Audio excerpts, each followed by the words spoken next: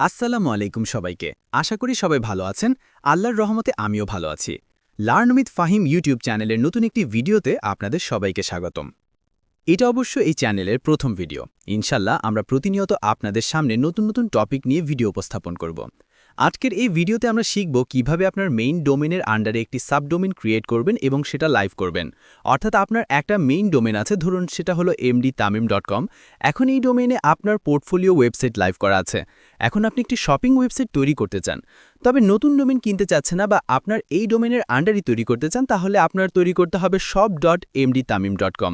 এভাবে শপের স্থানে আপনি যে কোনো কিছু দিতে পারেন।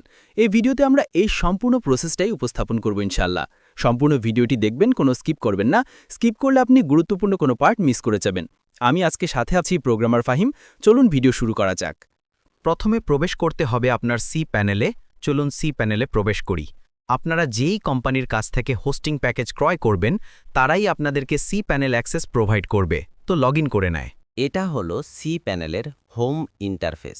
এখান থেকেই আপনার ওয়েবসাইটের সম্পূর্ণ কন্ট্রোল করে থাকেন।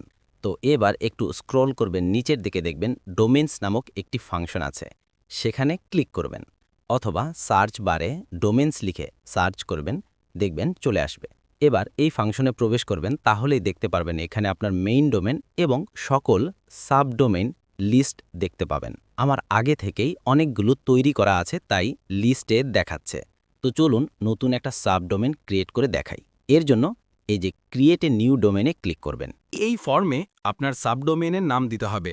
মনে রাখতে হবে সবসময় সাবডোমেনের টাইটেল আগে হবে, তারপর একটা ডট দিয়ে মেইন ডোমেন লিখতে হবে। তো আমি একটা দেয় yttutorials.devfime.xyz এই নামটা দিয়ে সাবডোমেন তৈরি করতে চাই। এখানে ডটের প্রথম অংশ হলো সাবডোমেনের টাইটেল এবং পরের অংশ হলো আমার মেইন ডোমেনের নাম। এটা লেখা হলে এন্টার ক্লিক করব অথবা সাবমিট বাটনে ক্লিক করব। কয়েক সেকেন্ড ওয়েট করা হলে সাকসেস নোটিফিকেশন পাবেন। এটার অর্থ হলো ক্রিয়েট করা হয়েছে। চলুন লাইভ দেখে আসি।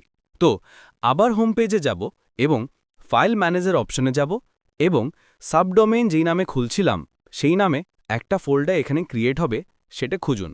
এবার এটা ওপেন করলে দেখবেন সিস্টেম ডিফল্ট কিছু ফাইল আছে। তো চলুন এবার সাবডোমেইনটা গুগলে সার্চ করে দেখি লাইভ হয়েছে কিনা। নিউ ট্যাব ওপেন করব এবং সাবডোমেনের নামটা লিখে সার্চ করব। দেখতে পাবো ডোমেন লাইভ হয়েছে, তবে কোনো ওয়েবসাইট স্ক্রিপ্ট বা ফাইল আপলোড দেওয়া নাই, তাই কিছু দেখাচ্ছে না। যদি এখানে কোনো ফাইল বা স্ক্রিপ্ট আপলোড দেওয়া থাকতো তাহলে সেটাই দেখাতো।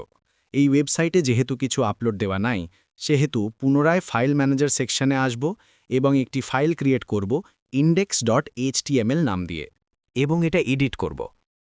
এডিট পেজে আসার পর সরি, ভুলে চাপ লাগছে। শর্টকাট অপশনে এটা সরিয়ে নেই, ওয়েট। এবার এখানে h1 ট্যাগ লিখে সেটার ভেতরে হ্যালো ওয়ার্ল্ড লিখব। আপনারা হয়তো h1 ট্যাগ সবাই চিনেন। এটা হলো HTML ল্যাঙ্গুয়েজের একটা ট্যাগ। এটা হলো সবথেকে বড় হেডার লেখার জন্য ব্যবহার করা হয়। তো এবার এর ভেতরে হ্যালো ওয়ার্ল্ড লিখব। এটা আমাদের সকলের পরিচিত ওয়ার্ড। চলুন ওয়েবসাইটটা দেখি আপডেট হয়েছে কিনা। আপডেট হয়নি, হয়তোবা কোনো সমস্যা হয়েছে। আচ্ছা, আমি কোডটা সেভ করিনি। সেভ করি, ওয়েট। চলুন এবার দেখি সাইটটা। হ্যাঁ, এবার একদম সঠিকভাবেই হ্যালো ওয়ার্ল্ড লেখাটা দেখা যাচ্ছে। অর্থাৎ আমাদের সাবডোমেইন তৈরি করা হয়েছে এবং এটি ওয়েবসাইট লাইভ করার জন্য একদম প্রস্তুত। এখন যে কোনো স্ক্রিপ্ট যদি আমরা আপলোড দেই ফাইল ম্যানেজারে, তাহলে সেটা এখানে লাইভ দেখাবে। বিভিন্ন ই-কমার্স বা যে কোনো ওয়েবসাইট লাইভ করানো যাবে। এটাই ছিল আজকের ভিডিও। আশা করি যারা সম্পূর্ণ ভিডিওটি দেখছেন তারা শিখতে পারছেন বিষয়টি। আশা করি ভিডিওটি আপনাদের কাছে ভালো লাগছে এবং আপনারা যারা কম টাকায় ভালো মানের BDX হোস্টিং ক্রয় করতে চান তারা আমার সাথে যোগাযোগ করতে পারেন এবং বিভিন্ন ওয়েবসাইট তৈরি করে নিতে বা স্ক্রিপ্ট ক্রয় করতেও যোগাযোগ করতে পারেন। কমেন্ট বক্সে লিঙ্ক দেওয়া থাকবে যোগাযোগ করার।